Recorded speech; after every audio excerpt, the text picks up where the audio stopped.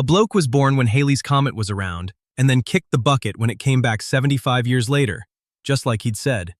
In between those two cosmic show-offs, Samuel Clemens turned into Mark Twain, completely changed American literature, made and lost a stack of cash, and saw pretty much everyone he cared about peg it before him. Nah, this isn't just about some writer.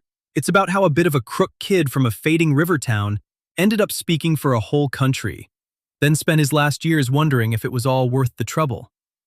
November 30th, 1835, Florida, Missouri. Reckon there were maybe 100 people there, and that's being pretty generous. One of those spots where bugger all ever goes on and no one gives a toss. Halley's Comet was fair dinkum blazing up top for weeks, and down on the ground, Jane Clemens popped out her 6th kid 2 months ahead of schedule. The little fellow was so tiny, so weak, no one thought he'd make it through the night. They called him Samuel Langhorne Clemens, and he'd later have a laugh, saying he turned up early and spent his whole life trying to catch up. The comet vanished. Sam pulled through. His old man, John Marshall Clemens, was a Virginia lawyer who'd hitched up with a Kentucky lass and headed west chasing the good life, just like everyone else in America. He'd gathered up some land in Tennessee, picked up a couple of slaves, and kidded himself that a fortune was just around the bend. Never happened, mate. John was the sort of bloke who could spot a good thing in anything, except for his own shortcomings. He'd shifted the family to Florida, because someone had told him the town might turn into something big one day. Nah, it didn't. Sam's mom Jane was a whole different kettle of fish.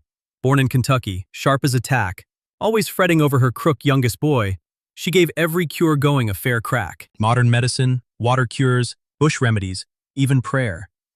Sam spent his early days soaking in all sorts of potions and poultices while his mom worried herself sick and his dad cooked up plans. Only 3 of Sam's brothers and sisters made it past being kids. Pleasant Hannibal pegged it at 3 weeks old. Margaret passed away when Sam was 3. Benjamin went when Sam was 7. This wasn't anything out of the ordinary back then. Death was just part of the furniture, always there. Nothing to write home about. You either got used to it or you didn't stick around yourself. When Sam was 4, the family packed up and moved to Hannibal, Missouri. This was a big deal. Everything that happened next, it all started in Hannibal. Imagine a town with maybe 3,000 folk, sitting right on the western bank of the Mississippi River. 3 steamboats a day when Sam was a nipper, their whistles blaring out arrivals like trumpets announcing royalty. The river was the be-all and end-all. Trade, getting around, a bit of fun, danger, and all sorts of chances. It was a road to everywhere and nowhere. And for a young fella growing up, seeing those boats come and go, it was pure freedom, mate. Sam's early days in Hannibal would later be the most famous childhood in American literature. But let's not get ahead of ourselves. For the time being, he was just a bit of a crook kid who spent too much time inside, until he got well enough to join the other lads swimming, fishing, checking out caves, and playing up that would have seen them brown bread if things had gone a bit pear-shaped. There was Tom Blankenship, the town boozer's kid who sometimes lived in a barrel and didn't bother with school, so he was the freest bloke Sam ever met. Tom would end up being Huck Finn. You had the islands, the caves, and the swimming spots. There was also the widow living by herself, and all the gossip doing the rounds about her. Then there was that time they stumbled across a dead body. And the slaves Sam saw every single day, even the ones his old man owned. Their presence was just so bog standard, took him yonks to cotton on to what it all meant. Hannibal was dinky enough for everyone to know everyone's bizzo, but big enough that you could stir up a bit of strife if you went looking. It was decent enough, with churches and schools, but also a bit dodgy, what with all the murders and mysteries.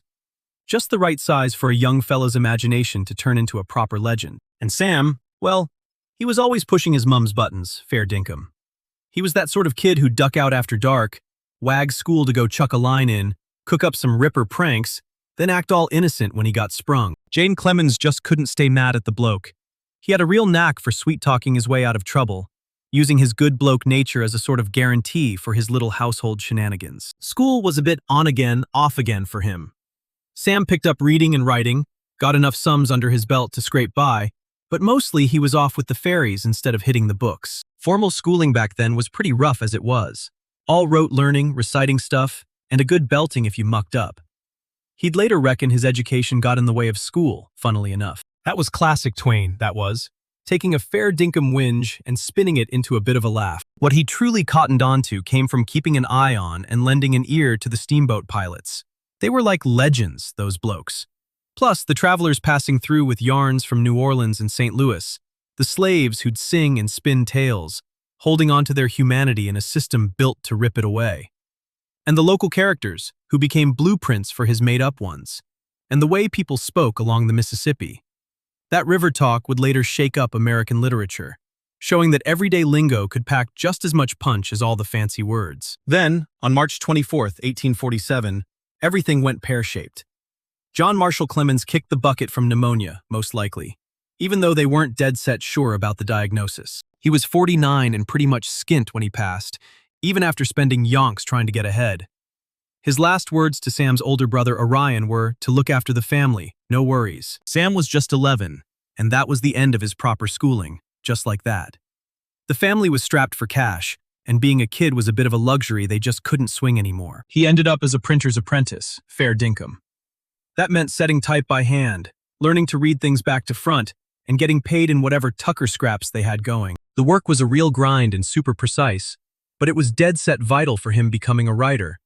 See, to set type, you had to read the lot. Fresh yarns, ads, poems, essays, and all the goss. Hours every day, just soaking up how written language ticked, while your hands put it all together, letter by letter. The Hannibal Courier just paid him in Tucker. Later on, he worked for his brother Ryan's paper, the Western Union, where he'd get a crack at writing now and then, in between all the typesetting. His first published piece came out when he was 15, a little sketch about something local that folks found a bit of a laugh and remembered. When he was 18, Sam took off from Hannibal. Not for good, he reckoned at the time, just to suss out what else was going on. He worked as a printer in St. Louis, New York City, Philly, East Coast cities that were a far cry from the river town he'd grown up in. He churned out articles, got a few in print, earned a bit of coin, and realized the world was way bigger and weirder than Missouri had ever let on. But that river, she just kept calling him back. In '57, when he was 21, Sam Clemens headed back towards the Mississippi with a scheme to make his fortune over in South America. He'd read up on the chances there, talked himself into thinking he could get stinking rich in the coca trade. It was just the sort of half-arsed plan his old man would have been chuffed with. He only made it to New Orleans before the whole thing went belly up. Turns out there weren't any regular boats heading to South America from New Orleans. Who'd have thunk it? Sam was stuck in a city he couldn't afford, with his big dream gone up in smoke and no clue what to do next. That's when he spotted the steamboats. Every young fellow who grew up on the Mississippi had a hankering to be a pilot. Fair dinkum. Mate, it was the top gig on the river, needed stacks of skill and smarts, and paid way better than any other job for someone without a fancy education. Those pilots, they were the absolute kings. Fair dinkum. These blokes were in charge of boats worth a fortune, making calls that meant life or death. And once they had the wheel, no one told him what to do. So Sam went up to Horace Bixby, a well-regarded pilot, and talked him into taking on a trainee. The cost was $500, to be paid out of Sam's first pay packet once he snagged his license. Bixby was sweet with that. What came next was 17 months of the toughest schooling Sam had ever copped. Bixby was a fair dinkum hard taskmaster, wanting everything spot on, because anything less could send a boat to the bottom and everyone with it. Sam had to learn the whole Mississippi River off by heart, from New Orleans right up to St. Louis. Every single sandbar, reef, snag, and landmark. That's 1,200 miles of a waterway that was always changing, where a safe run yesterday could be a death trap today. He got so good, he could read the river's surface like a bloody book. A tiny ripple meant a log lurking under the water. A smooth bit could mean deep water or hidden rocks. Just depended on the situation. The way the current flowed showed you where the channel lay. The water's color gave clues about depth and what was in the way, and the whole lot was always shifting as the river went up and down with the seasons and the weather. It wasn't just about remembering stuff. He had to get his head around why the river acted like it did, how it'd change in different conditions, and what one pattern meant compared to another. Knowing where the dangers were wasn't enough. You had to guess where they'd pop up next week. The training was fair dinkum nonstop. Bixby would roust him out of bed at all hours just to test him. What's that spot over there? How deep's the water right here? Where's the channel when it's this foggy? Stuff it up, and Bixby would absolutely rip into him. Get it spot on, and Bixby would just give a nod, then hit him with something even trickier. But Sam was stoked. For the first time ever, he'd found something that really pushed his brain and gave him real clout when he mastered it. Pilots weren't just office blokes taking orders. They were skilled pros using their smarts, making calls that truly counted. He also got the lowdown on steamboat life. The pecking order, the unwritten rules, the stoushes between boats and their pilots. the passengers who treated pilots like hired help, and the ones who actually got what was going on. Plus, the cargo blokes, engineers, and deckies who kept the boats chugging along, and all the different river towns, each with its own vibe and trade. And he learnt about death, 'cause the river was a killer. Boilers would blow up, boats would hit snags and go down, fires would start, people would tumble over the side. The Mississippi was a beauty and a money spinner, but it didn't give a stuff about human lives. Then, in '58, a real shocker hit way closer to home than Sam ever thought it could. He'd talked his younger brother Henry into working on the steamboats, even landed him a gig as a mud clerk on the Pennsylvania. Sam was on that same boat too, at first working for a pilot he couldn't stand. After a bit of a blue, Sam got shifted to a different boat. Then, on the 13th of June, 1858, the Pennsylvania's boiler went bang near Memphis. That explosion knocked off a few people straight away. Henry copped some shocking scalds but was still breathing. Sam bolted to Memphis when he got the news, found Henry in a makeshift hospital, covered in burns. Henry hung on for 8 days, then he passed away. Sam never got over it. He was the one who'd scored Henry the job. He'd put his own brother on that bloody boat. If Sam had stuck with the Pennsylvania instead of getting moved, maybe he could have stopped the explosion somehow. Or perhaps he would have kicked the bucket too. That guilt would haunt him for the rest of his days, popping up in his stories, in his obsession with premonitions and destiny, and in his bouts of the blues. Years down the track, he'd reckoned he'd dreamt about Henry's death a month before it actually went down. He'd seen his brother stretched out in a metal coffin in a particular room, wearing a certain suit with white flowers on his chest. When Henry finally kicked the bucket, Sam reckoned the scene was spot on with his dream, right down to the flowers. Maybe he did dream it. Maybe his memory reshaped the dream afterwards. Or maybe he just made the whole thing up. What matters is that Sam Clemens fair dinkum believed in that dream, believed he'd been given a warning he didn't listen to, and that failure haunted him something shocking. But he kept at it, finished his training, and got his pilot's license in 1859. For the next couple of years, he was a Mississippi River pilot, one of the top blokes, commanding steamboats and raking in the dough, living the dream he'd had since he was a nipper. Then the Civil War kicked off, and that was the end of that dream. The Mississippi turned into a bit of a war zone. Everything stopped. Sam's piloting days were done for, pretty much before they even started. April 1861. Sam was 25, out of a job, watching his country go to pieces over slavery and states' rights and all the other dramas that had been brewing for ages. Missouri was a border state. Split between Union and Confederate sympathies, Hannibal leaned towards the South, but it was a bit of a tricky spot. Sam signed up with a Confederate militia unit called the Marion Rangers. He'd later write about this experience in The Private History of a Campaign That Failed, depicting himself and his mates as a bunch of hopeless blokes who spent 2 weeks bumbling about the countryside before their mob packed it in. The tone's a bit of a giggle, and he takes the mickey out of himself, but there's a dark side to it. They might have bumped someone off. Sam's not dead certain. They took a pot shot at some bloke on a horse one night, and he went down. Was he a Union spy or just some ordinary fella? They didn't stick around to suss it out. After a couple of weeks, the Marion Rangers were no more. Sam's army days were done and dusted. He spent the rest of his life ducking questions about which side he'd supported, cracking gags to get out of giving a straight answer, letting folks think whatever they liked. Meanwhile, his brother Orion had landed himself a gig as secretary to the territorial governor of Nevada. Orion asked Sam to head west with him, get away from the war, away from the river, and see what chances the frontier had going. Sam said, "Yeah, nah, fair enough." They went by stagecoach across the Great Plains and the Rocky Mountains, a trip of almost 3 weeks that set them back $200 and nearly did them in a few times. But they rocked up in Carson City, Nevada, a dusty old capital where everyone reckoned there were fortunes just waiting to be dug up from the silver mines in the nearby mountains. Sam was a bit clueless, to be honest. He had no clue about mining, no dough to chuck at it properly.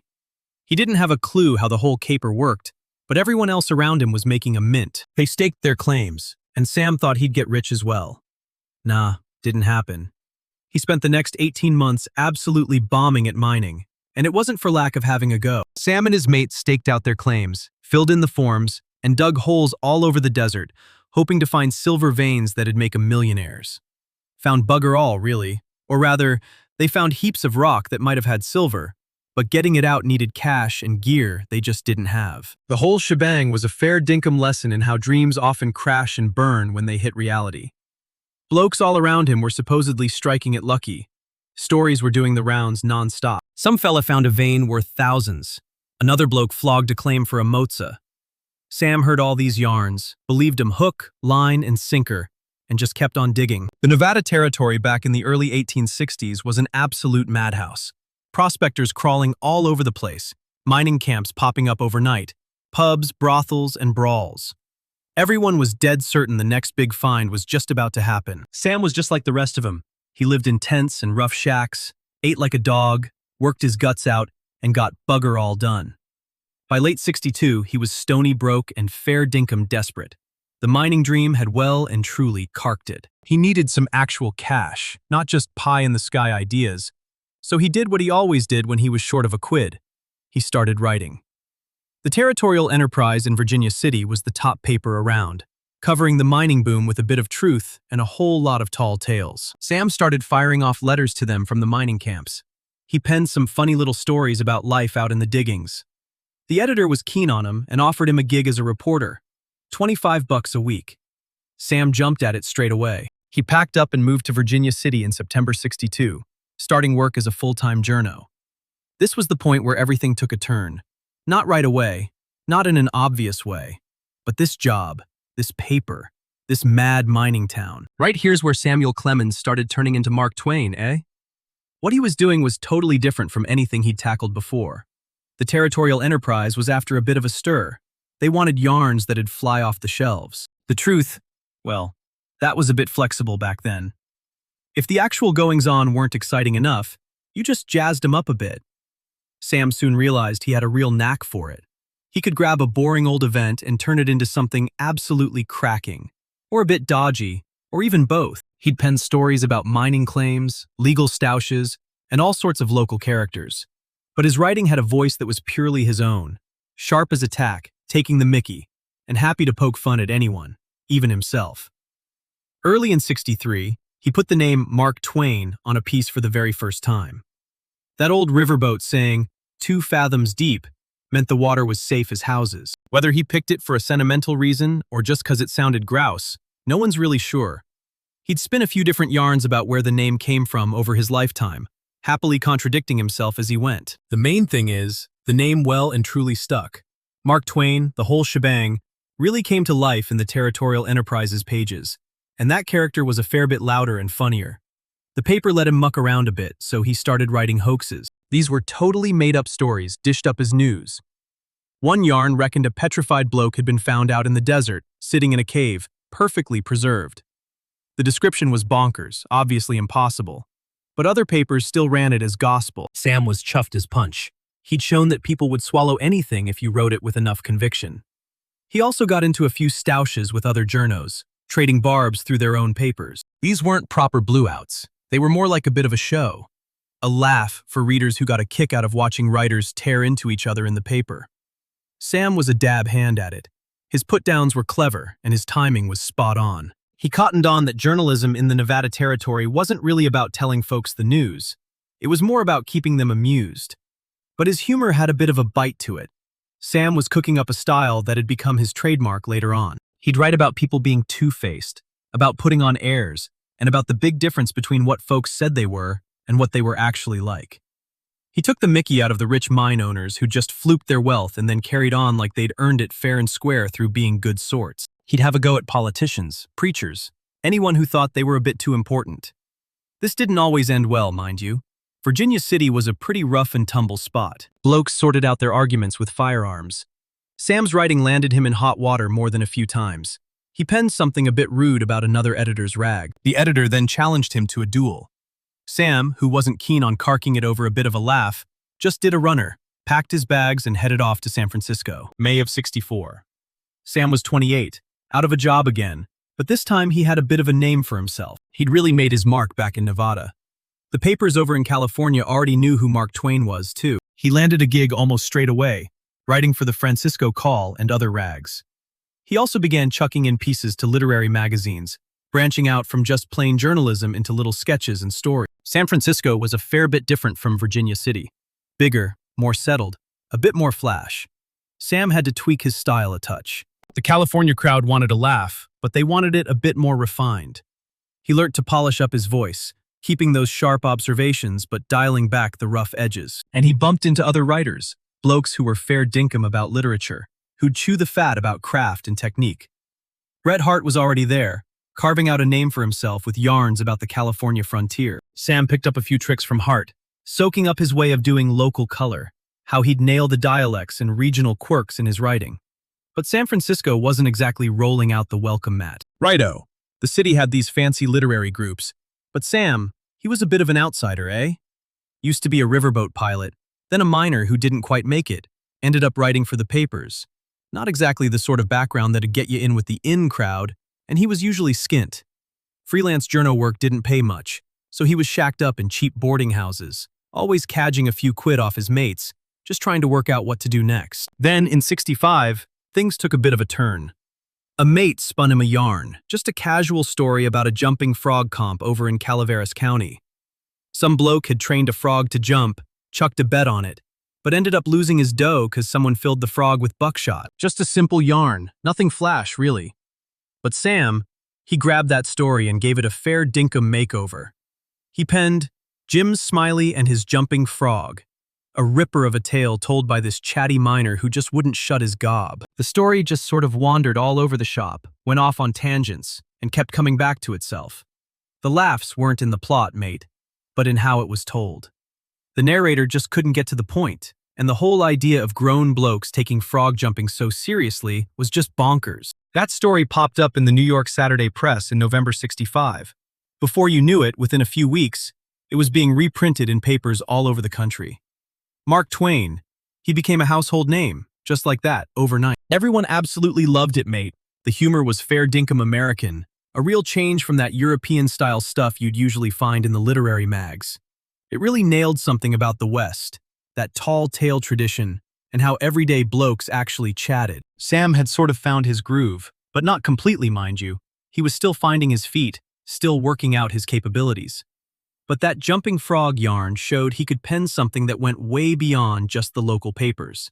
He could hit a national audience, so editors started knocking on his door. The Sacramento Union offered to send him off to the Sandwich Islands, which is Hawaii, to write a bunch of travel letters.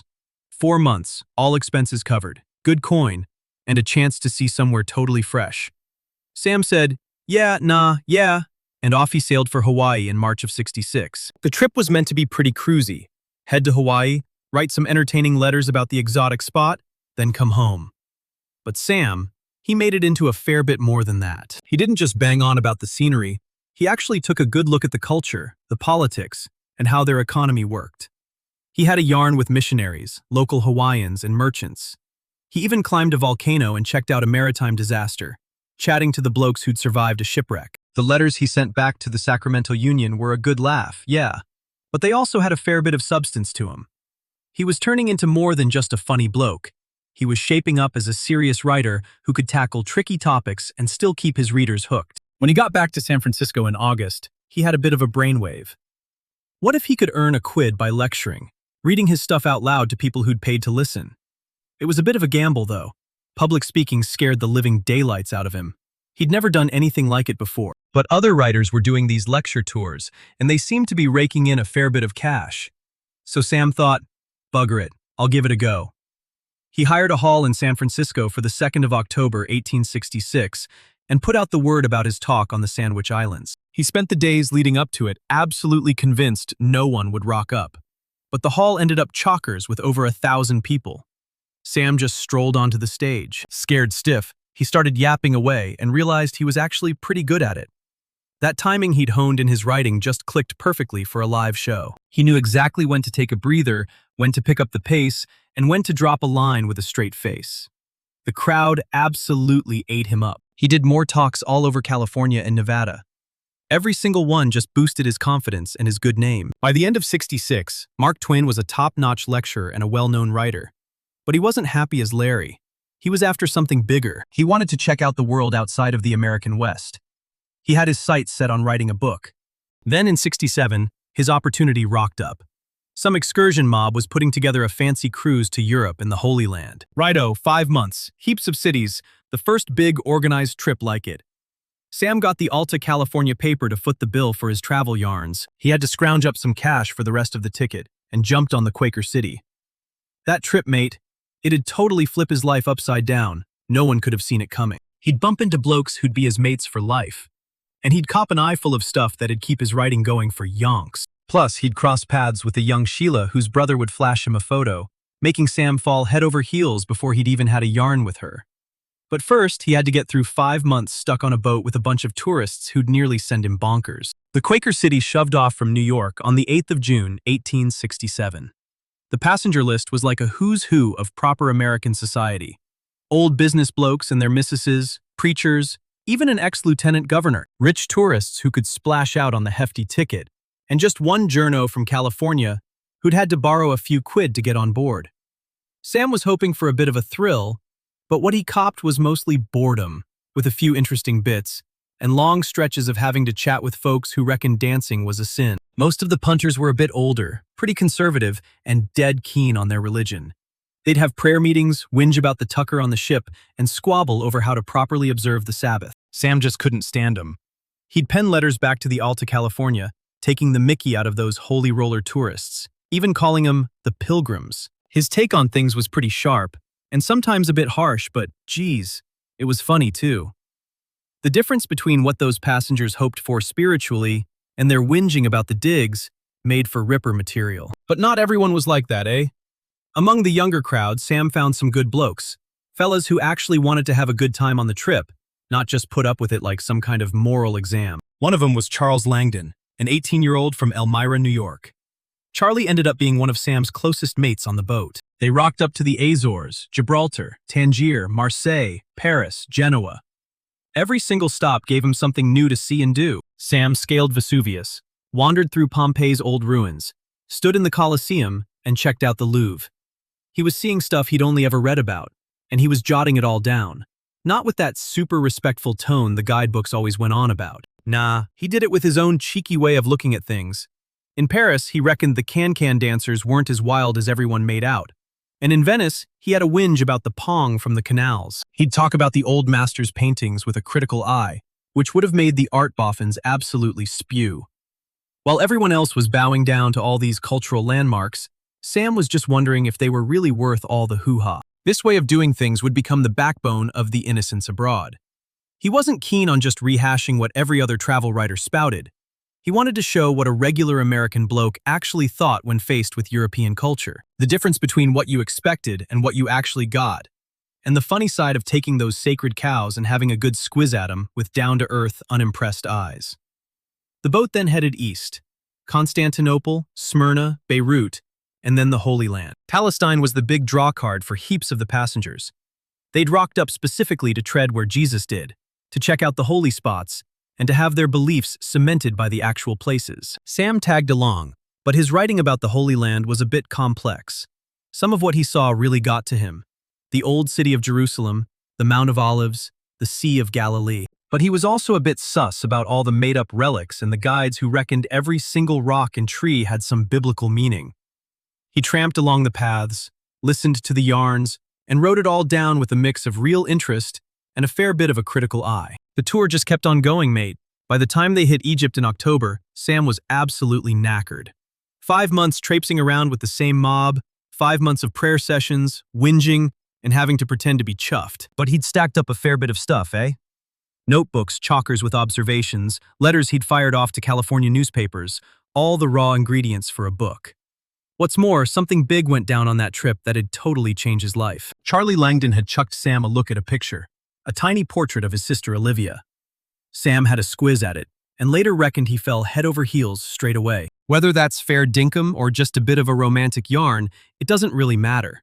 The main thing is, when the Quaker City got back to New York in November 1867, Sam took up an invite to visit the Langdon mob in Elmira. He finally met Olivia Langdon on December 27, 1867. She was 22, proper, well-schooled, from a flash family.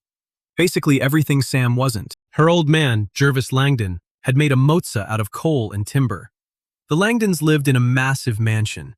They were cultured, respectable, and dead keen on their religion. Olivia had been a bit crook for years, sort of a semi-invalid, after she stacked it on the ice when she was 16, though she'd come good by the time Sam rocked up.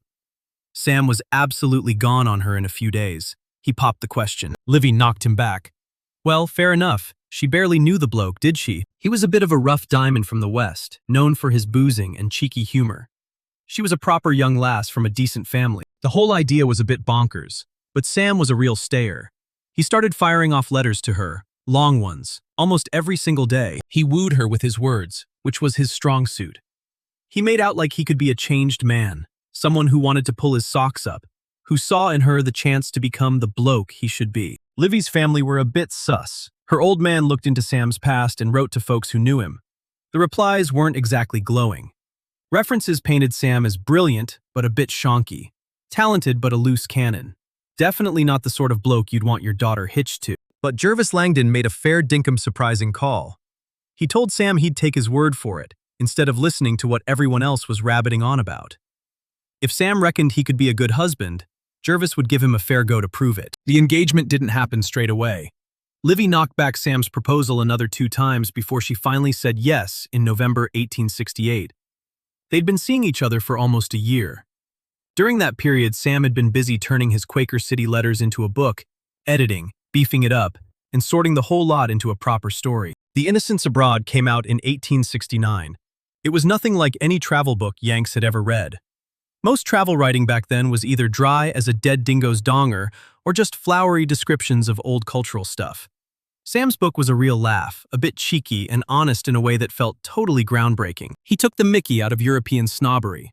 He wondered if old paintings were actually bonza or just, well, old.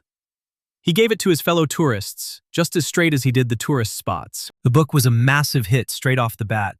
It flogged thousands of copies in its first year, and tens of thousands in the end. Sam had penned a bestseller. He'd shown he could make a quid with his writing, and he'd done it by just being himself, instead of trying to sound like those proper travel writers back then. Sam and Livy tied the knot on February 2nd, 1870, over in Elmira. Jervis Langdon shelled out for a house for them in Buffalo, New York, where Sam had landed a gig as editor and part owner of the Buffalo Express newspaper. It was a wedding present, the house all kitted out, a fair dinkum generous move. Sam was joining a Flash family, and they were making it pretty clear he'd be looked after. The first few months of being hitched were bonza. Sam was head over heels. He had a cracking book out, a steady job. Everything seemed to be coming up roses. But then things got a bit rough. Libby's old man copped cancer and passed away in August 1870, only half a year after they tied the knot. Libby was absolutely gutted. She was super close to her dad, you see. Next thing you know, Libby was expecting again. Their little fella, Langdon Clemens, arrived on November 7th, 1870. A bit early, pretty weak, and crook right from the get-go. Libby herself got fair dinkum sick after the birth, maybe typhoid. For ages, the whole house was just riddled with sickness. Libby's mate, Emma Nye, rocked up to lend a hand with the nursing, but she ended up catching typhoid herself. Sadly, she kicked the bucket in September 1870. Sam was absolutely swamped. His missus was crook. Their tiny son wasn't doing too well. His father-in-law had carked it. The whole house was a schmozzle, and he was still trying to graft, edit the paper, write, and earn enough dough to look after his new family. He couldn't stand Buffalo, detested the newspaper gig, and loathed all the pressure and the weight on his shoulders. Come 1871, he'd flogged his share in the Express, copped a loss, and shifted the family over to Hartford, Connecticut. Hartford was buzzing with a lively literary scene. Heaps of other writers called it home, so it looked like a much better spot to set up shop. They rented a place in the Nook Farm neighborhood, a patch popular with artists and brainy types. Harriet Beecher Stowe lived just around the corner, and Charles Dudley Warner did too. Sam reckoned he could really build a life there, being part of a writing mob instead of stuck out on his lonesome in Buffalo, trying to run a paper he couldn't give a stuff about. But their boy, Langdon, stayed pretty frail. He picked up diphtheria in the spring of '72, didn't pull through, and died in June, not even 2 years old yet. Sam took all the blame. He'd taken the little bloke for a ride in the carriage, and Langdon had picked up a cold. That cold then turned into diphtheria. If Sam had been a bit more careful, a bit more on the ball, the kid might have made it. Libby was expecting again. Their daughter, Olivia Susan, or Susie as they called her, arrived in March 1872, before Langdon passed on. So the family went from chuffed to shattered in just a few months. A brand new bub and a son who'd carked it. Sam just buried himself in his work. That's what he always did when things got too bloody hard. He penned that he was knocking together a novel, Roughing It, which was his yarn about his time spent in Nevada and California. It came out in '72, and did a roaring trade. Now he fancied having a crack at something else. Fiction, a novel based in England about a prince and a battler swapping lives. The concept had been brewing for ages. He'd sketched it out, written bits and pieces, but hadn't really buckled down to get it done. Instead, he kicked off another project, teaming up with his neighbor, Charles Dudley Warner. The two blokes had been whinging about all the popular novels doing the rounds back then. Their wives dared them to pen something a bit better, so Sam and Warner knocked out The Gilded Age together. It was a bit of a piss-take novel about all the dodgy dealings, corruption, and sheer greed after the Civil War in America. The book hit the shelves in 1873. It shifted a fair few copies and even gave a moniker to a whole era. The Gilded Age. That phrase really caught on, but the novel itself wasn't Sam's finest effort. A bit too all over the shop, too many characters, and you could tell it was a joint effort by the wobbly tone. Even so, it showed he could spin a yarn, that he could keep a story going beyond just funny little bits and travel tales. The family was getting bigger. Their second daughter, Clara, arrived in 1874. The place they were renting was a bit cramped, so Sam decided to put up his own digs. He snapped up some land in Nook Farm and got architect Edward Tuckerman Potter on board to whip up something truly bonza. What they ended up with was a massive Victorian mansion. 19 rooms, turrets, balconies, and fancy schmancy woodwork.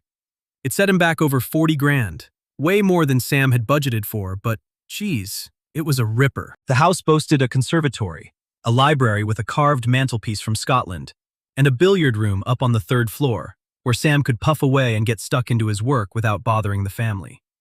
The kitchen was down in the basement, and the servants' digs were kept separate. It was built for having a good time, for chucking on all those literary shindigs and social get-togethers that Sam was really getting into. They rocked up there in 1874. For the next 17 years, that Hartford pad was home base. It was where Sam did his best work, brought up his girls, and turned into more than just Mark Twain the writer. He became a bit of a legend, a proper celeb, the bloke everyone in America seemed to know. But keeping the joint going cost a bomb, way more dough than Sam was raking in from just his books. He needed a regular pay packet, and lecturing sorted him out there. He'd been on the speaking circuit since 1866, and he was a natural. Crowds absolutely loved him. He could pack out halls right across the country. The money was pretty good, so he hit the road. In the autumn and winter months, he'd trot around, dishing out the same yarn every single night in different cities. It was a real grind. All that travel really knocked him about. But it covered the house, the staff, and the life Libby was used to, which Sam wanted to give her. He'd get stuck into his writing during the summers. The family would head off to Quarry Farm in Elmira, Livy's sister Susan Crane's place. Susan had a little 8-sided study built just for Sam, a bit separate from the main digs. It had windows all round, a desk, and was dead quiet. Sam could get stuck into his work there without anyone bothering him, away from the household dramas, Hartford's carry-on, and the whole Mark Twain shebang. At Quarry Farm in the summer of 1874, he got stuck into writing about his childhood back in Missouri, yarns about a kid called Tom Sawyer, adventures on the old Mississippi, treasure hunts, murders, and a bit of romance. The stories just flowed. He was pulling it all from his memory bank. Thinking back to the Hannibal he grew up in, Tom Sawyer was a bit of him, and a bit of the other blokes he knew. Huck Finn was modeled on Tom Blankenship, the local boozer's kid who'd been Sam's mate. The yarn got longer, chapter by chapter. The white picket fence, the murder in the graveyard, Becky Thatcher, and the cave. It was coming together quicker than anything he'd ever penned. A real ripper, this sort of writing. Didn't need any research, no facts to double-check. Just memory and imagination all mixed up until you couldn't tell where one finished and the other started. The book came out in December 1876, even though it was done and dusted the year before. The American release got held up. The Palmy version came out first. Sam wasn't chuffed about that, but at least it was finally out there. The reviews were a bit of a mixed bag. Some critics reckoned it was too rough, too much like everyday talk. Kids' books were meant to be all about improving them, teaching them right from wrong, but Tom Sawyer was none of that. It was about a kid who told porkies, pinched stuff, wagged school, and was generally a bit of a menace. But kids absolutely loved it, and so did the grown-ups, the ones who didn't mind a yarn that wasn't all preachy. Sales were all right, nothing to write home about, but consistent. The book would keep flogging off for yonks, but Sam had no idea about that at the time. All he realized was he'd penned something fair dinkum, something that really nailed what it was like being a kid in Missouri before the war. While he was slogging away on Tom Sawyer, another character popped up, Huck Finn, the kid who was a bit of an outsider. Tom's mate, but a bit more interesting in some ways. freer, not so tied down by all the civilized stuff. Sam had already reckoned Huck needed his own book, but that'd be for later. First up, there was dough to worry about. The Hartford house cost a packet, not just to build but to keep running. Staff, property rates, and those bloody heating bills in winter. Libby kept the household running like clockwork, but being efficient only gets you so far when you're trying to keep a mansion going. Sam needed a regular, reliable income. Books just didn't cut it for that. The cash rolled in a bit all over the shop. Royalties came quarterly, but sometimes they were a bit late. Giving talks was the go, fair dinkum. Sam had been on the speaking circuit since the 1860s, eh? He was a gun at it, more than just good. He was grouse. Crowds absolutely loved him. He could get 'em chuckling, make 'em ponder, and keep 'em hooked for an hour or even longer, just with his voice and how he carried himself. The dough was pretty decent too. $100 a talk, sometimes even more. Knock out 30 talks in a season, and you were raking in some serious coin, so he'd hit the road in autumn and winter, leaving Libby and the kids back in Hartford. He'd chug along on the train city to city, Boston, New York, Philly, Baltimore, Washington. Sometimes he'd even head out west to places like Chicago or St. Louis. Every single night, a different hall, fresh faces in the crowd, but the same old drill. Stroll onto the stage, have a bit of a wait, let the claps die down, then kick off nice and easy, like you're just having a yarn, building up to the ripper bits. Get the timing of those pauses spot on, keep an eye on the punters, suss out how they're reacting, and tweak things as needed. It was proper showmanship that. Sam had really nailed the timing. After years of spinning yarns in pubs and newspaper joints, he knew exactly how to handle a crowd. When to pick up the pace, when to ease off, when to lower his voice so folks had to strain to hear, and when to belt it out for impact. These talks weren't just speeches, mind you. They were carefully put together tales, stories with a proper framework. Start, middle, finish, characters, a bit of strife, and how it all wrapped up. Just like his writing, but out loud. Those tours were a real killer. All the traveling just flogged him. Dodgy tucker and train dining cars, lumpy hotel beds, always on the move. No time to pen anything, no time to even have a think. Just get up there, kip, hit the road, then get up there again. But the cash was sweet, and Sam was really making a name for himself. Mark Twain wasn't just some bloke you saw in the papers or on book jackets. He was the real deal, a proper character. Everyone wanted to catch him live, listen to him, give him a handshake. Back at Quarry Farm in the summer of '76, he kicked off a fresh project, a book all about Huck Finn. He'd been mulling it over ever since he wrapped up Tom Sawyer. This go-around, the yarn was going to be bigger, a bit grittier, way more ambitious. Huck was going to bolt from his rotten old man. He'd join forces with Jim, a slave who'd done a runner. They'd just drift down the Mississippi on a raft. The writing was a breeze at the start. Those first few chapters just flowed out. Huck's voice was dead set clear, totally different from Tom's. More like how real people chat, more fair dinkum. Sam was writing in dialect, really nailing how folks spoke in Missouri. None of that fancy grammar or posh talk, just the genuine article. Critics would later reckon it was groundbreaking. Back then, Sam just had a gut feeling it sounded spot on, but then he hit a snag around chapter 16. The yarn just ground to a halt. He had no clue where to steer it next. The raft was drifting south, heading further into slave country. That was the wrong way to go, fair dinkum. Huck and Jim needed to get up north for their freedom, but Sam had painted them into a bit of a pickle. So he just chucked the manuscript aside, shoved it in a drawer, and got stuck into other stuff. This became his usual routine with Huckleberry Finn. Bash out some writing for a bit, get bogged down, knock off, then rock up again months or even years down the track. The book took 7 years to finish, not because Sam was a slowpoke, but because he kept bailing on it. The yarn was a tougher nut to crack than Tom Sawyer. More complex, a fair bit more serious. But while all that was going on, underneath the laughs, there was another book on the cards, a travelogue. Sam had been jotting down notes about his time on the riverboats, all his recollections of learning to steer those steamboats. He'd penned some of it ages ago, and now he beefed it up into Life on the Mississippi, which came out in 1883. The book was a bit of a mix, a memoir and a travel yarn, half looking back fondly at the old river days, half checking out how the river had changed since the war.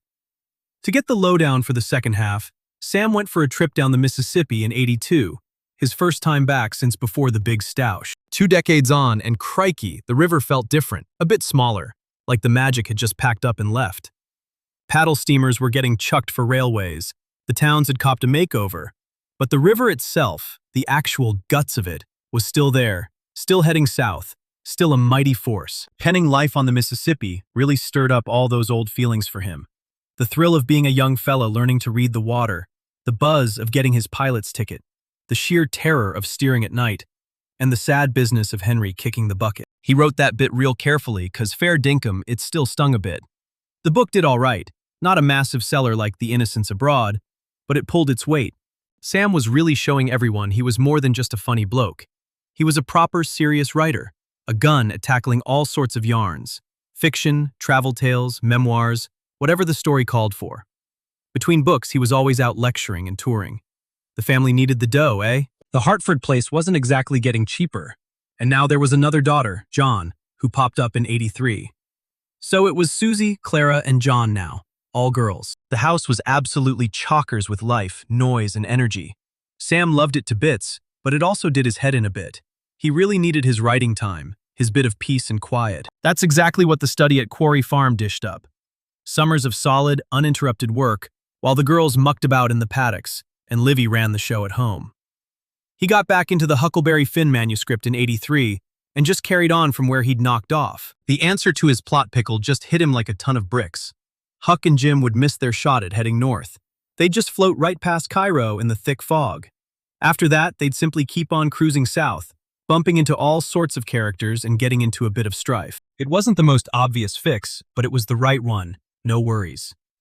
The yarn wasn't actually about getting Jim to freedom, not really. Nah, it was more about Huck learning to see Jim as a proper human being, learning to question all the stuff society had drilled into him about race and slavery.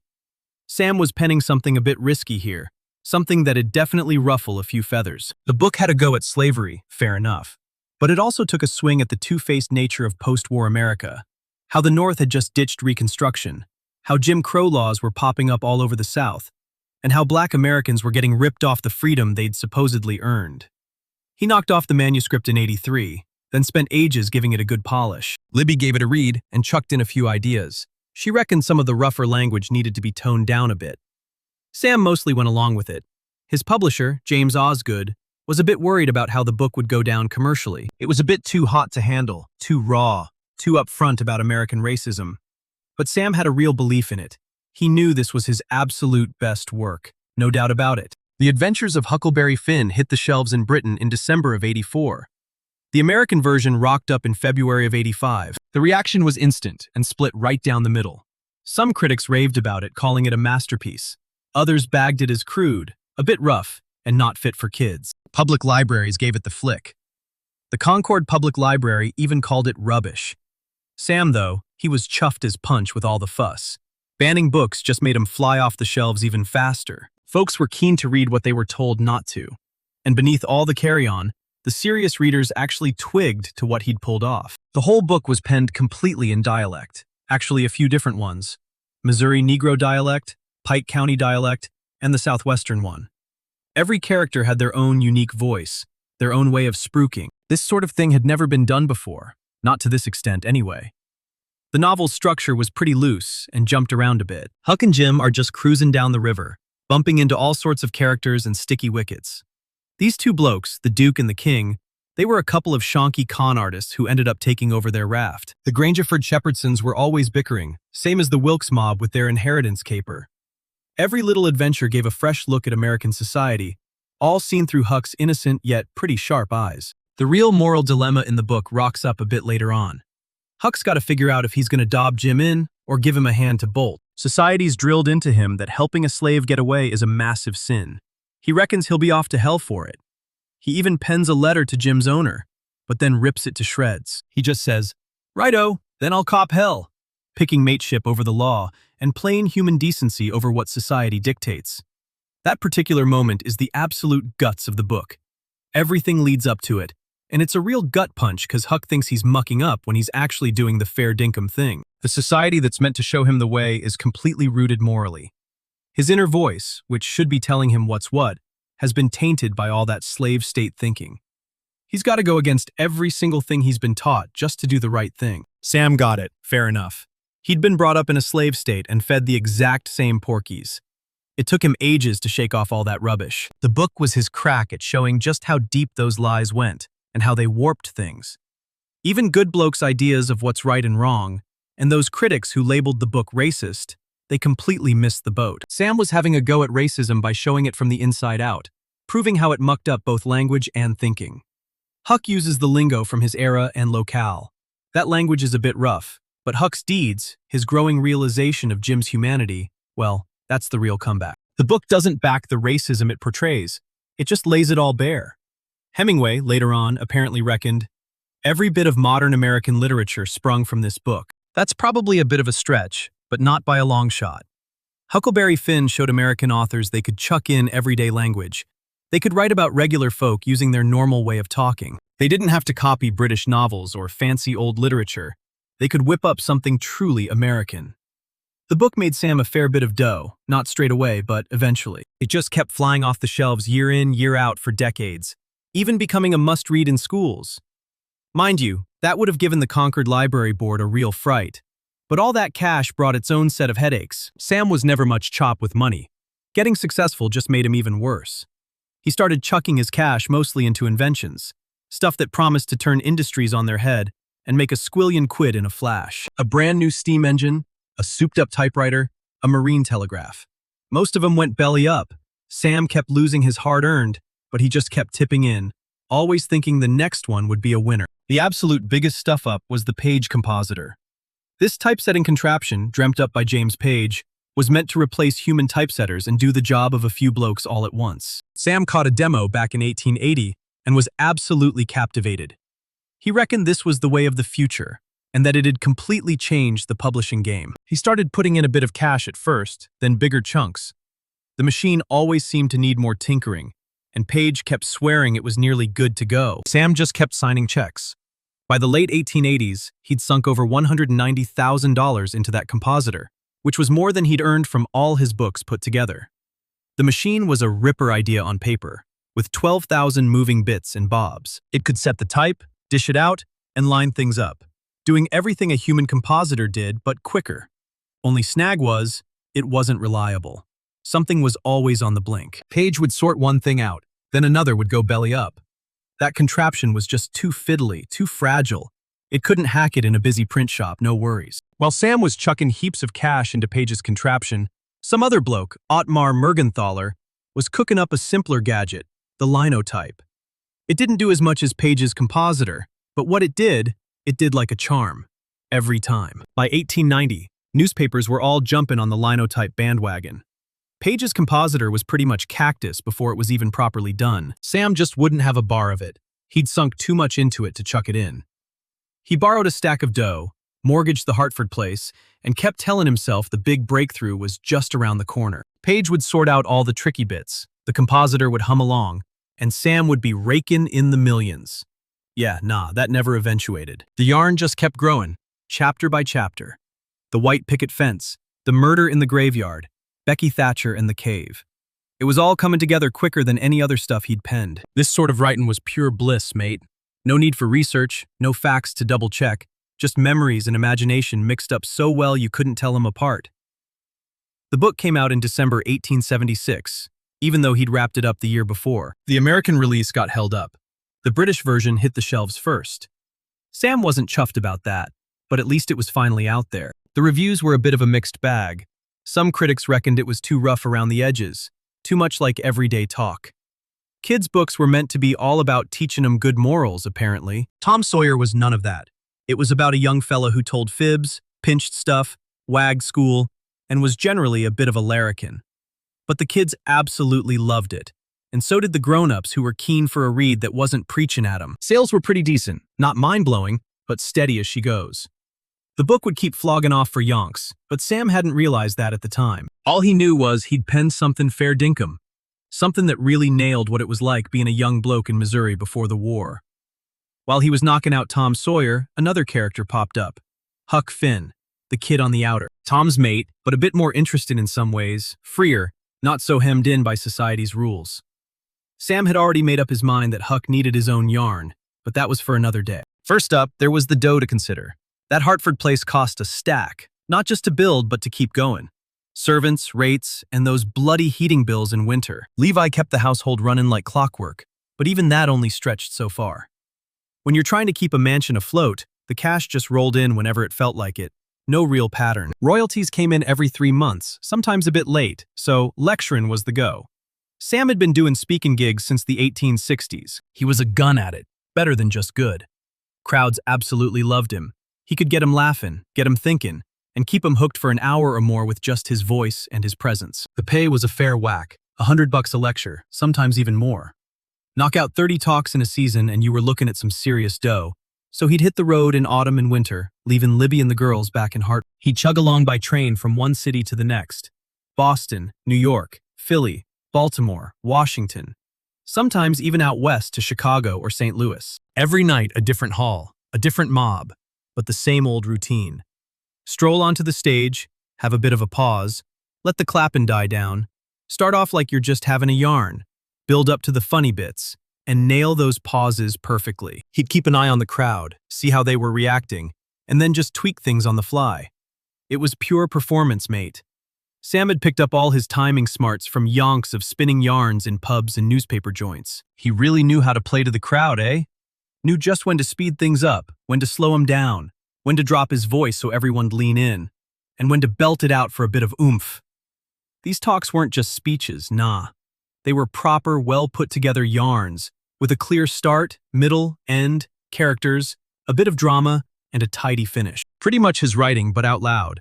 Those tours, though, they were a real killer. All that travel really knocked him about. Dodgy Tucker in those train dining cars, lumpy hotel beds, always on the go, no chance to write, no time to even have a proper think. Just get up there, do the show, kip down, hit the road, then do it all again. Still, the cash was decent, and Sam was really making a name for himself. Mark Twain wasn't just some bloke you'd read about in the papers or see on a book cover. He was a proper legend, a character people were dead keen to see, hear, and even shake hands with. Back at Quarry Farm in the summer of '76, he kicked off a fresh project, a book all about Huck Finn.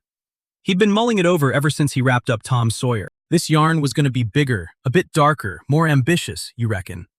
Huck was set to bolt from his rotten old man, and he'd join forces with Jim, a slave who'd done a runner. They'd just drift down the Mississippi on a raft. The writing was a breeze at the start. Those first few chapters just flowed out of him. Huck's voice was spot on, totally different from Tom's.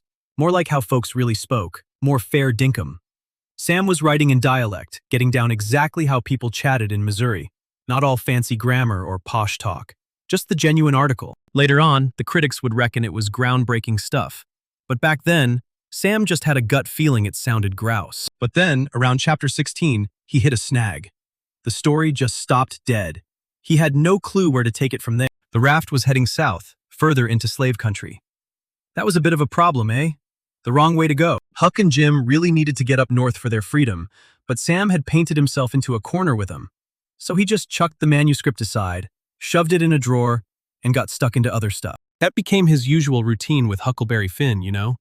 He'd bash out some writing for a bit, get bogged down, stop, then come back to it months or even years down the track. The book took a fair dinkum 7 years to finish, not because Sam was a slowpoke, but because he kept bailing on it. The yarn was a fair bit tougher than Tom Sawyer, more complex and a bit more serious under all the joke. Anyway, there was another book on the cards, a travel one. Sam had been jotting down notes about his time on the riverboats, all his memories of learning to steer those steamboats. He'd actually penned some of it years back.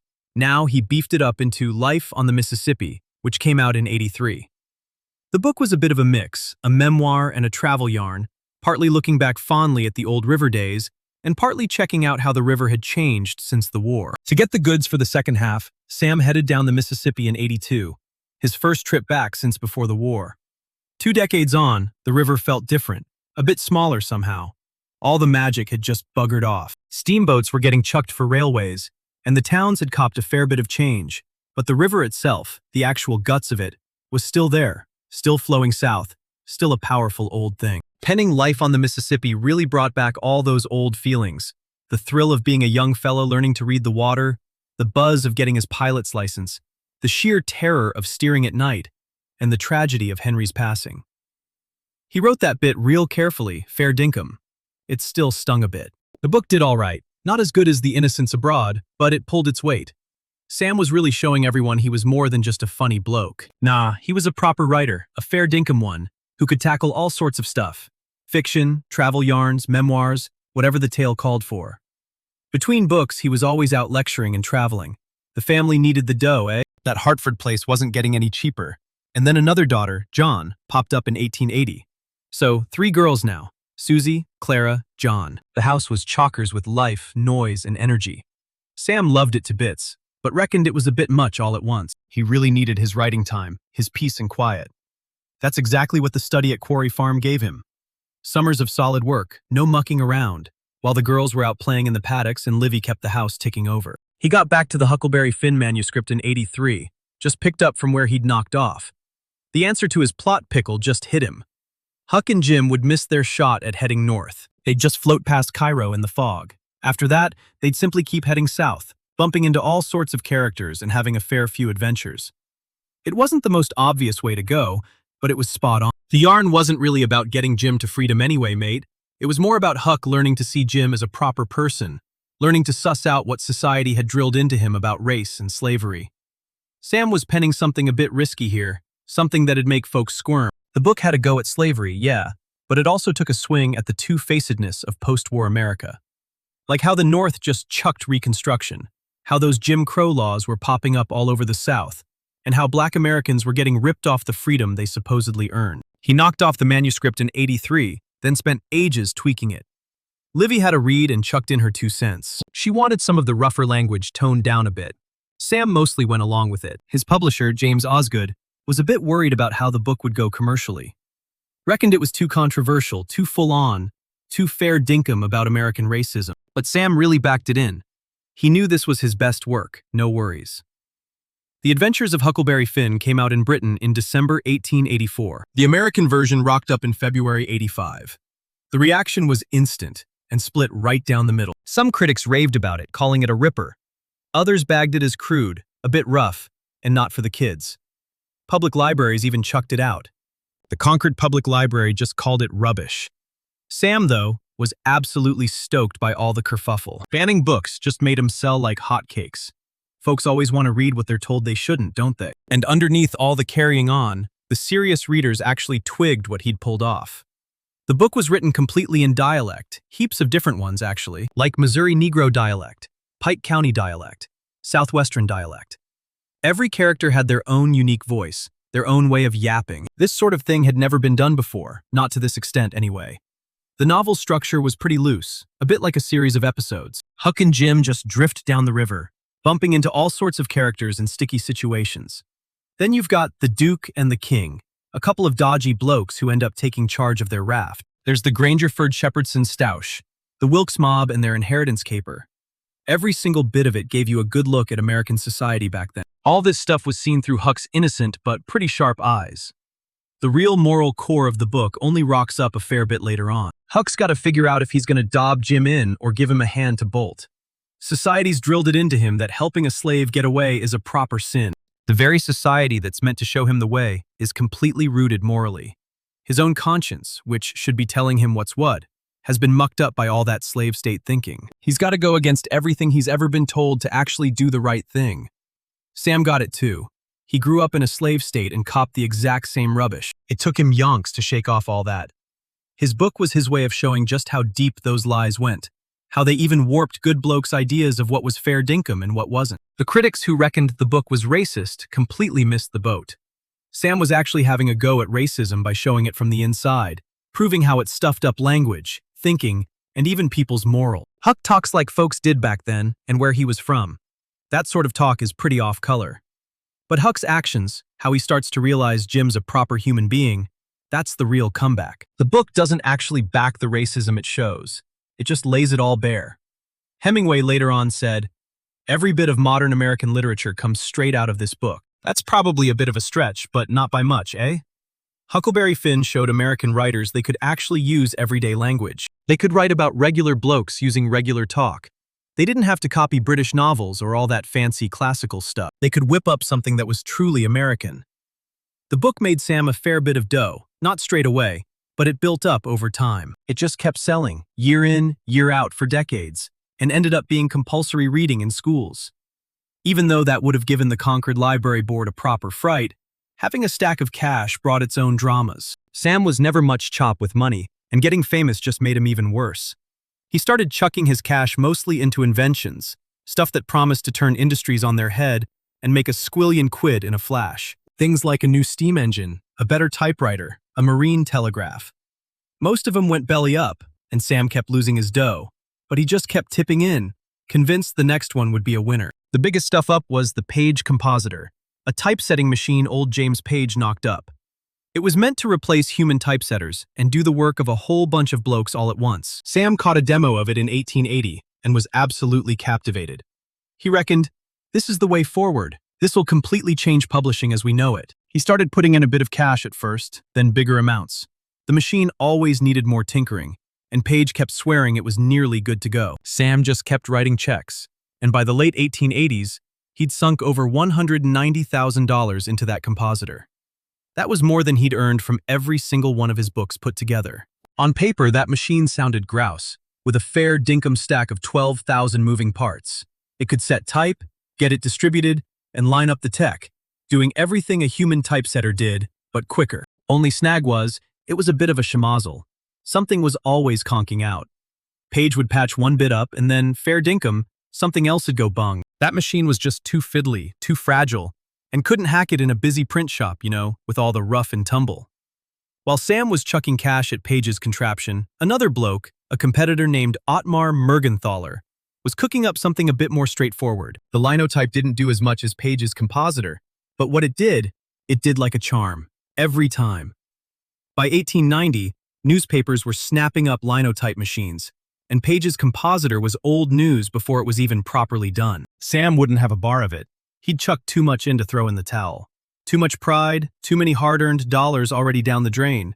He just reckoned Page would fix it. Just one more tweak, one more little fix, and then it'd be sweet. Meanwhile, his publishing company, Charles Webster and Company, was losing a stack of dough as well. Sam had kicked it off back in 1884 to get his own books out there, and other blokes too. At first, it was going gangbusters. They published Grant's memoirs, a massive hit that raked in a mozza for Grant's widow. Sam was chuffed about that, giving his mate's family a hand. But with the good times came a few headaches. Sam started taking on too many writers, chucking out too many books.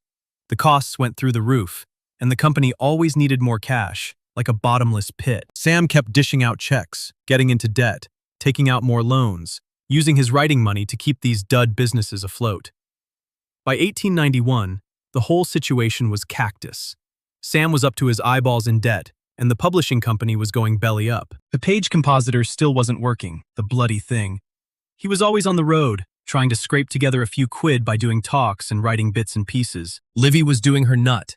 The family's money situation was a complete dog's breakfast. In 1894, the publishing company went completely bust, declared bankrupt. Sam was on the hook for about $90,000. That's over $2 million in today's money, fair dinkum. At 58, he was completely stuffed. The bloke who'd penned some of America's top-notch books was skint. The shame was a real killer. Sam had always had a bit of a proud streak, always made out he was doing well. Now the papers were splashing stories about his money woes, saying he was a bit of a dud when it came to business. Some people had a bit of a laugh at his expense, while others felt a bit crook for him. Sam reckoned both reactions were a pain in the arse. The bankruptcy rules would have let him pay back bugger all of what he owed, just a tiny bit, and do a runner. But Sam wouldn't have a bar of it, and neither would Livy. They'd gotten a loan off their mates, and from business contacts too, you see. They felt it was the right thing to do, to pay back every single cent, even if it took yonks. Henry Rogers pitched in, a bigwig from Standard Oil, one of America's most powerful businessmen, and a bit of a hard nut too. He was the sort of bloke Sam had a go at in his books, but Rogers actually quite liked Sam and reckoned his work was top-notch. Plus, he was a whiz with the cash, unlike Sam, who was a bit hopeless with it. Rogers took charge of Sam's money matters, sorted everything out. He worked out a way to pay off the debts, gave Sam some regular pay, and told him to stick to his writing and talks, letting Rogers deal with all the business stuff. It was a bit rough being treated like a kid, but it just had to be done. Sam knew it was a fair dinkum tough road ahead. Sam was going to trot around the globe, give a few talks, pen some yarns about his adventures, and rake in some cash. Every last cent of it was earmarked for chipping away at that debt. He was a fair dinkum 60, knackered, and not in the best nick. but he was stuck between a rock and a hard place. So, come July of '95, old Sam, Livy and their daughter Clara packed their bags for a speaking tour, kicking off in the American West, then heading down to Australia, across to New Zealand, over to India, and down to South Africa. A whole year doing the rounds of the British Empire. They were on stage almost every single night, always on the move. The other two girls, Susie 23 and John 15, stayed put back home. They stayed put in the Hartford place with some family mates. It was tough being apart, but someone had to hold the fort, and that tour was going to be a real slog. Way too much for the whole family to handle. Sam was a ripper on stage. All those years of giving talks had turned him into a top-notch entertainer. He knew exactly how to get a crowd going, nail a joke's timing, and switch between a laugh and a bit of emotion, then back again. Crowds absolutely loved him, filling up theaters wherever he rocked up. But all that traveling was a real killer. A new city every couple of days, endless train trips, dodgy hotels, and grub that was a bit average. Sam's health took a dive. He copped bronchitis, carbuncles, and all sorts of infections. But he kept on performing regardless. He had no choice, mate. That debt wasn't going to sort itself out. He was always penning letters back home to Susie and Jean, spinning yarns about the spots he'd seen and the folks he'd bumped into, cracking jokes to keep their chins up, but missing them like mad. On the surface, the letters were all sunshine, but deep down, they were pretty grim. By August of '96, they were over in England. The whole tour was almost done and dusted. Just another month and they'd be back on home soil. Sam was absolutely knackered, but felt a weight off his shoulders. They'd pulled in enough dough to knock off most of the debt. Maybe not every last cent straight away, but enough to show they were fair dinkum about paying it back. Then the telegram rocked up. Susie had meningitis, crook as a dog. "Get home pronto!" they yelled. They snagged a spot on the quickest ship, but getting across the Atlantic took ages. No way to get a message through, no clue what was going on. Sam just stomped around the deck, couldn't get a wink of sleep, couldn't eat a thing, just waited, feeling utterly useless. Another telegram hit him when they landed. "Too late, mate." Susie had passed away on August 18th, just 24, while her mom and dad were halfway across the planet. The funeral was already done and dusted. She was in the ground before they even realized she'd gone. Sam was absolutely shattered. He'd lost his boy, Langdon, a good 24 years back. That was rough. But Susie, his first daughter, his favorite, even if he tried to keep it on the down low. Bright as a button, clever, sensitive, the one who really got him, she was gone. He blamed himself, fair dinkum he did. If he'd been a bit smarter with his cash, if he hadn't chucked money at that page compositor, if he hadn't kicked off the publishing mob, they wouldn't have needed that tour. They'd have been home. Maybe they could have got her better care. Maybe she'd still be around. Livy gave him the blame too, not out loud, but he could tell. She'd always been a bit antsy about his dodgy money habits. Now her daughter was gone because of it.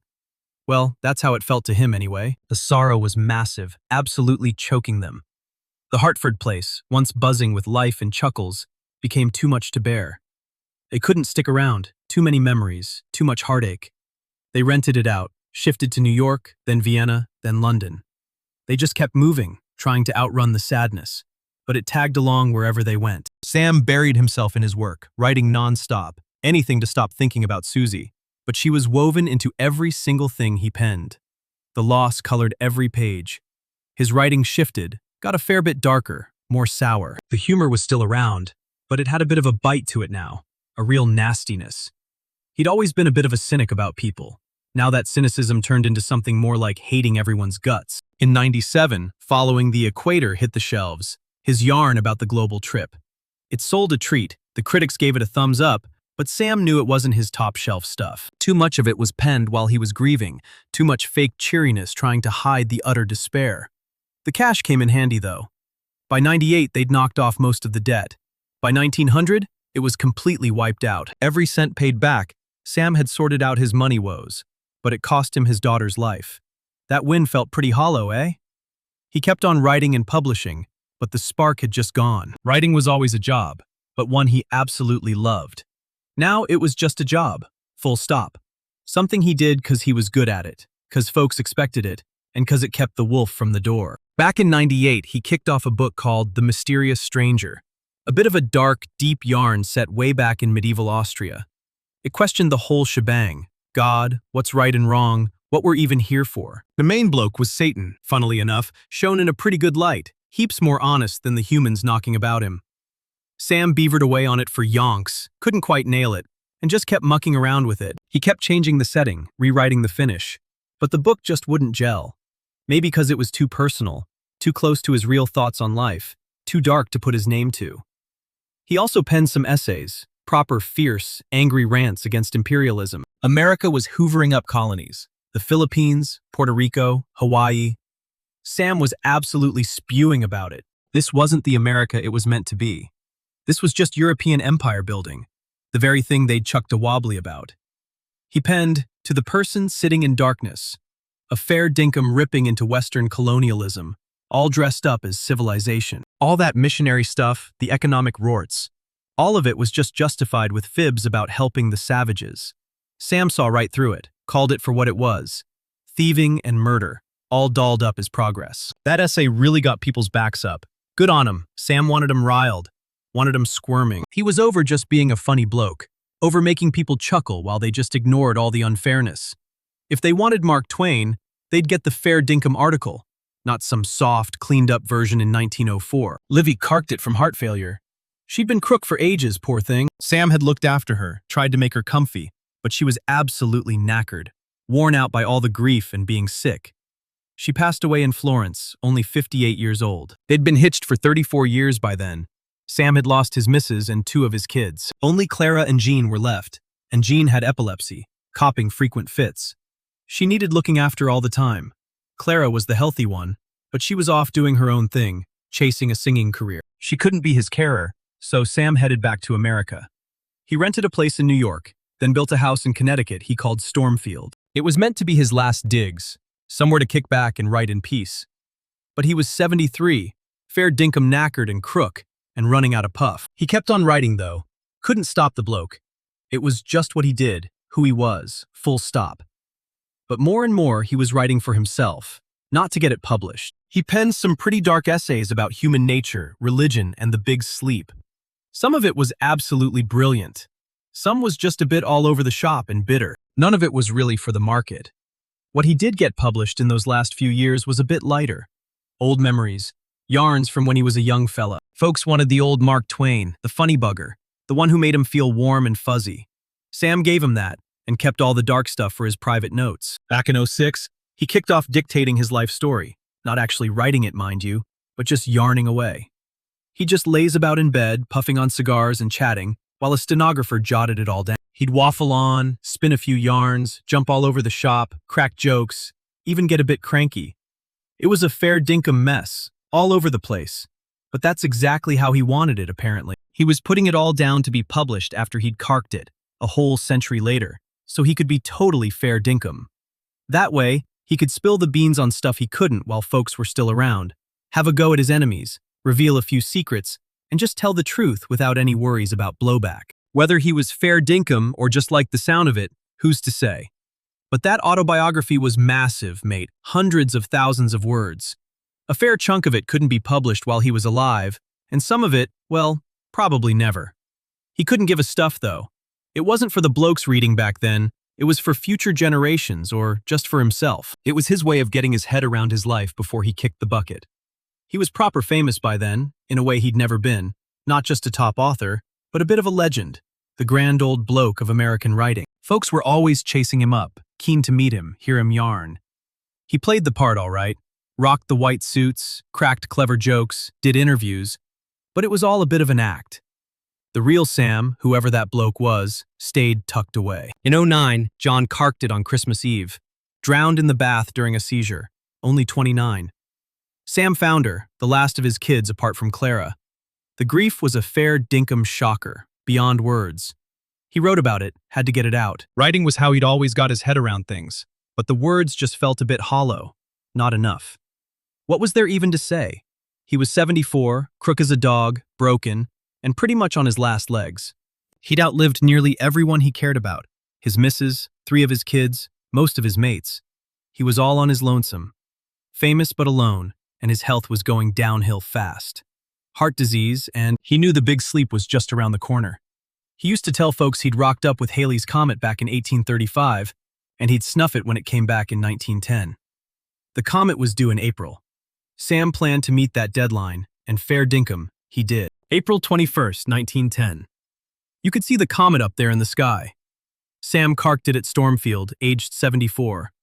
Clara was there, and a couple of the staff. That was the lot. The bloke who was America's top dog writer just slipped away quietly, pretty much on his own. The papers were chock-a-block with praise, though. Obituaries and remembrances were everywhere. Everyone had a yarn about Mark Twain, something funny he'd said or something clever. The public were sad, but most of them were mourning a bit of a legend, a character. The white-suited joker, the gentle stirrer, the much-loved American voice. They didn't know the bitter old bloke who'd lost the lot, who'd spent his last years spitting chips at God and humanity, who'd penned thousands of pages he couldn't publish because they were too dark, too angry, too fair dinkum. The funeral was public, a huge turnout. Everyone who was anyone rocked up. Condolences came flooding in from all over, presidents, writers, publishers, even just regular blokes who felt like they'd lost a mate. His body lay in state at a Presbyterian church in New York. Thousands shuffled past, paying their respects to a bloke most of them had never really got to know. He was chucked in the ground in Elmira, right next to Livy, Susie, and Jean. The family patch, all together again, finally. Clara sorted out the whole shebang. She was the only one left standing, the sole survivor of Sam's immediate family. She'd have to carry on his legacy all by herself. The obituaries were all over the shop, front-page news, mate. Mark Twain had croaked it. The papers ran photos. His famous white getup, that wild hair, the tash, those stern but twinkling eyes. They quoted his best lines, his funniest gags, his cleverest thoughts. They called him America's greatest joker, the people's writer, the voice of a generation, a bit of a legend. They got it a bit wrong, mostly, not completely, but they just simplified him, made him easy to swallow, comfy, turned him into the image they wanted, the kindly old bloke with the sharp wit and gentle wisdom. They just ignored all the rage, the bitterness, the despair, the darkness that had pretty much consumed his last few years. They didn't want to know about all that, didn't want to remember him like that, so they just made up their own Mark Twain, the one they could celebrate, the one who gave him a good laugh, the one who reminded them of the good old days, childhood innocence, the Mississippi River, Tom Sawyer, Huck Finn. That Mark Twain, not the bloke who'd penned The Mysterious Stranger, not the one who'd spent years having a go at God and humanity in his private writings. Not the poor old bugger who'd buried his whole family. The public copped the tall tale. The private papers held the real oil. And Clara, whether she twigged it or not, ended up being the guardian of both. Righto, she had a bit of a snag, though. Her old man had chucked a heap of unpublished stuff. Just the autobiography itself was a fair dinkum monster, all over the shop, a bit of a mess, and no way it was getting published as is. Then you had the essays, the yarns, the bits and pieces, thousands of pages, some of it ace, some a bit sour, but all of it pure Sam. What on earth was she meant to do with the whole lot? He'd told her to get it out there after he kicked the bucket, a century later. But he was also one to rabbit on, always changing his tune, leaving instructions that didn't make sense. The more Clara had a squiz at the documents, the more of a dog's breakfast it turned into, fair dinkum. So she kicked off with the autobiography and got Albert Bigelow Paine on board, who'd been giving Sam a hand in his last few years to sort it out, tidy it up, and get it ready for print. Paine was a top bloke for the job, loyal and showed respect, but also happy to chop and change things to keep Sam's good name safe from Sam himself. The first book hit the shelves in 1924, 14 years after Sam carked it. They gave it a fair old edit and a good cleanup, smoothed out the rough bits, and binned the really dark sections. It still sounded like Sam, still his tales, but it was all filtered and made a bit more palatable for everyone to read. The reviews were pretty good, people snapped it up, but even back then, the clever clogs knew it wasn't the full story. More books came out after that. Paine kept at it, editing away. But he was going by his own idea of what Mark Twain ought to be, and what the punters should get a look at. He wasn't trying to pull a fast one on anyone. He was just trying to do right by Sam's memory as he saw it. The sticky wicket was that honoring that legacy meant keeping bits of the bloke under wraps. The bits that didn't quite gel, the bits that'd give people a shock or rub them the wrong way. The bits that'd make folks feel a bit squirmy. Paine made calls. Clara made calls. They figured out what the world could cop and what it couldn't. All the while, those unpublished writings were just sitting there in boxes, waiting for their turn. Some of them wouldn't see the light of day for yonks. Some still haven't. Not completely, not precisely as he penned them. 'Cause Sam was spot on about one thing. The world just wasn't fair dinkum ready for the whole lot. Maybe it never would be. But the books that did get published, they kept on going strong. Tom Sawyer, Huckleberry Finn, The Innocents Abroad, Life on the Mississippi. They all turned into proper American classics. Compulsory reading in schools, loved by generations of bookworms. Tom and Huck became part of the cultural fabric. Everyone knew them, even folks who'd never even cracked open the books. Huckleberry Finn, in particular, became the great American novel, No Worries. Ernest Hemingway reckoned all American literature sprung from that one book, which really nailed something crucial about America. Freedom, being your own person. The river, the adventure, the mateship between Huck and Jim, the penny dropping about right and wrong, chucking out the dodgy values of society. It also stirred up a bit of a kerfuffle because of how Sam wrote Jim and the language he used. That N-word pops up more than 200 times. Sam was writing in the local lingo, getting down how people really spoke, showing the racism of the era, and having a go at it through the yarn. But that didn't stop folks from getting their knickers in a twist, wanting to ban the book, calling it a bit racist. The argy-bargy kicked off early and never really let up. Schools chucked it out, libraries pulled it off the shelves, parents whinged about it. But the academics stuck up for it, teachers kept teaching it, and readers absolutely loved it. The whole schmozzle kept it ticking along, still important, still talked about, which Sam probably would have been chuffed with. He was never one to back away from a bit of a stoush. The other books stayed popular as well, but none of them held a candle to Huck Finn. That one was in a league of its own, a fair dinkum masterpiece. The book that made everything else worthwhile. The proof that Sam was more than just a funny bloke, more than just a showman, a proper artist, a writer who'd cooked up something that'd stick around. Over the years, his rep just kept getting bigger, not only as a writer, but as a true blue cultural legend. The classic American battler, a bloke who made his own way, a river pilot who became an author, a Westerner who showed those fancy Eastern literary types a thing or two. He was the small D Democrat who always stuck up for the average punter against the bigwigs. Academics really started digging into him, not just his books, but the bloke himself, his life, how he worked, who influenced him.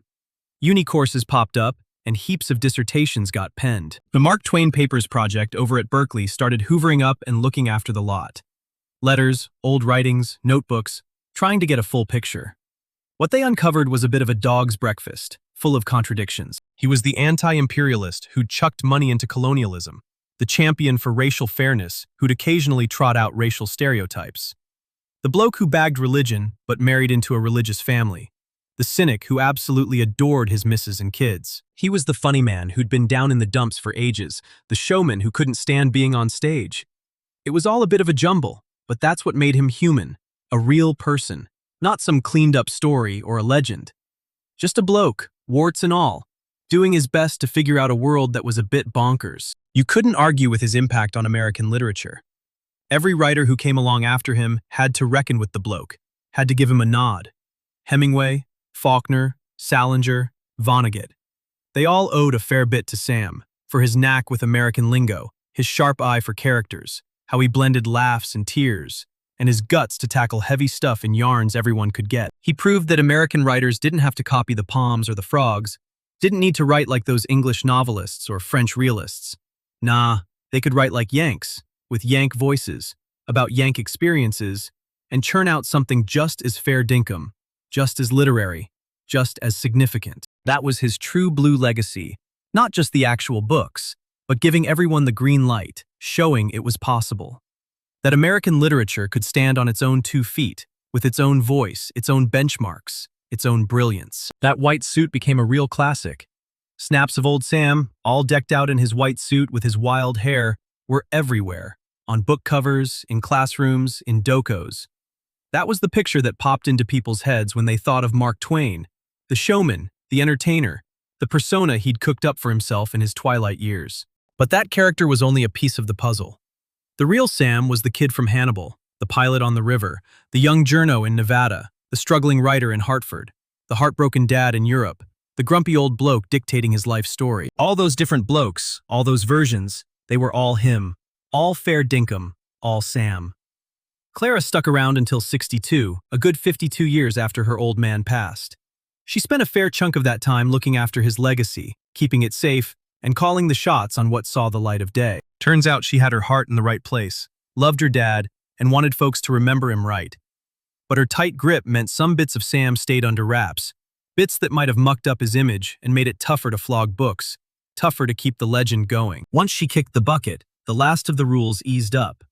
Academics got more of a look in and started publishing more of the stuff that hadn't seen print. His autobiography came out in more complete editions, with all the dark essays, the savage rants about religion and humanity, the private thoughts Sam supposedly wanted to keep to himself. Or did he? His directions were all over the shop, so nobody really knew what the bloke was after. What became obvious was that Mark Twain, the public persona, and Samuel Clemens, the private bloke, were two different kettles of fish.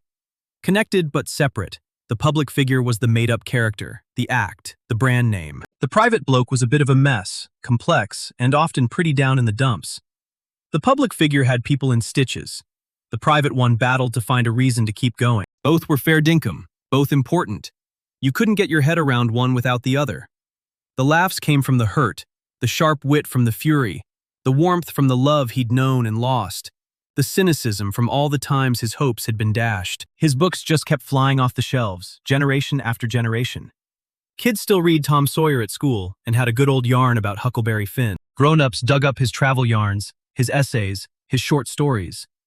Mark Twain never went out of print, never stopped being a big deal, because he'd penned stuff about things that never change. Human nature, greed, two-facedness, love, loss, the difference between what people spruiked and what they actually did. He'd also written about America. Not the America of tall tales and spin, but the real America. Full of contradictions, violent, full of big ideas, dodgy, stunning, ugly, all rolled into one. He'd loved it and hated it, cheered it on, then bagged it out, saw its promise but also got pretty down about its stuff-ups. That mixed bag really hit home, and it still does, because America's still a bit of a schmozzle, full of contradictions, still battling with the same old issues like race, class, power, and what's fair dinkum. When you read Sam's stuff now, you can tell he was really grappling with questions that are still up in the air, and problems that haven't been sorted. He wasn't dishing out answers, just his thoughts, some curly questions, and things to get you thinking. That's why he was such a legend, not because he had all the answers, but because he asked the right questions in a way that got people thinking, made him chuckle, sometimes made him squirm, and helped him see things from a different angle. The Comet rocked up again in '85, 75 years after Sam kicked the bucket, right on the dot. Folks remembered what he'd predicted, how he'd said he'd arrive with it and leave with it, and how he was dead set right. It just became part of the yarn. Mark Twain, born with Halley's Comet, died with it, like it was cosmically important, picked by fate, a bit special, you know? The real story was a bit simpler, and a bit sadder too. He was just a bloke, really, talented and always pushing himself. He had his good runs and his bad runs, was loved and heartbroken, made a mint, then went broke, was famous but also lonely. He lived, copped it sweet, made stuff, and then passed on, just like everyone else. The Comet was just a bit of a fluke, timing, but people really wanted it to mean something. Wanted him to be more than just another dead writer, you know? Maybe he was a legend, not because of the Comet, but because of all the words he left us, the characters, the yarns, his thoughts, and those curly questions. They've outlasted him, and they'll probably outlast all of us too. That's the go for writers, if they're lucky, if they're fair dinkum good enough. A kind of immortality, not for the bloke himself, but for his work. Sam really wanted to be remembered, and he was dead scared of being forgotten. He spent his whole life building up his name, leaving a mark, fretting about what folks would think later. He didn't need to stress, though. We're still reading his stuff, still having a good old chinwag about him, still trying to get our heads around him. Still trying to get our heads around him, eh? Maybe that's the whole point. Maybe writers aren't meant to be completely figured out. They're there to be read, thought about, argued over, with each new generation finding something fresh, grabbing what they need, and leaving the bits that don't quite fit. The academics are still having a crack, bringing out new versions, digging up old writings, having a good old debate about what Sam was really on about, what he truly believed. They'll never be done, mate.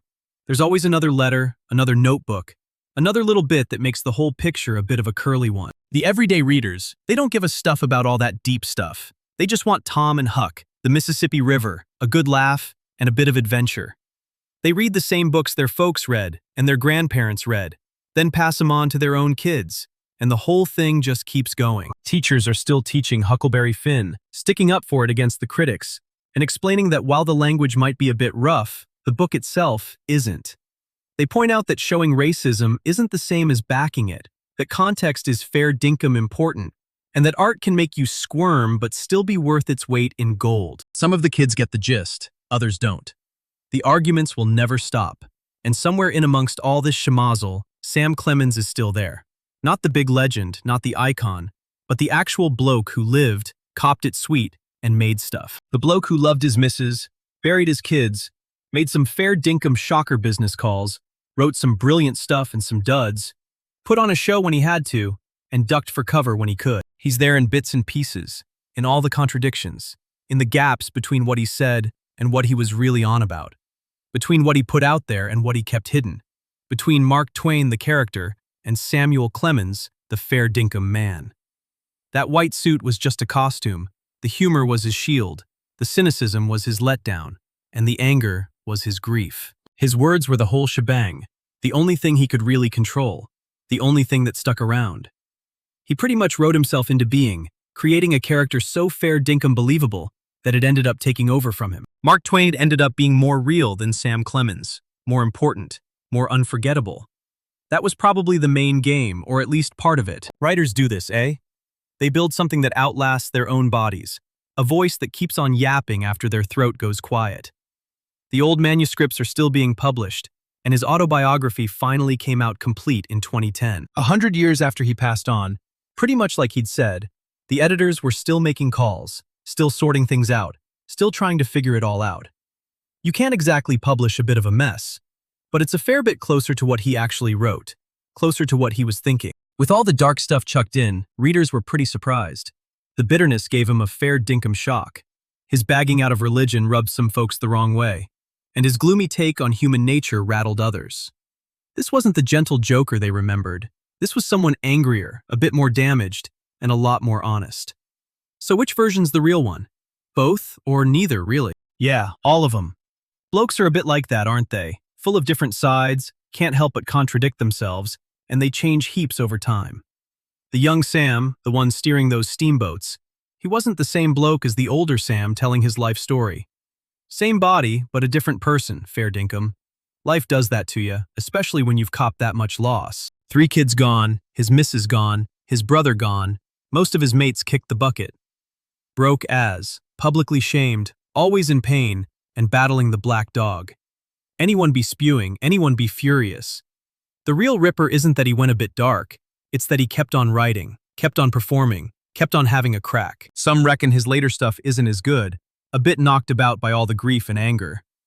They're more into his earlier books, the ones he penned when he was chuffed, when life still had a bit of sparkle. Tom Sawyer, Huckleberry Finn, The Innocents Abroad, those are the real crackers. The later bits? Just a bit of a downer, really. But then, others don't see it that way. They say the dark bits actually made his work deeper, more fair dinkum, that those later essays and yarns. They really showed what he'd been keeping under wraps the whole time.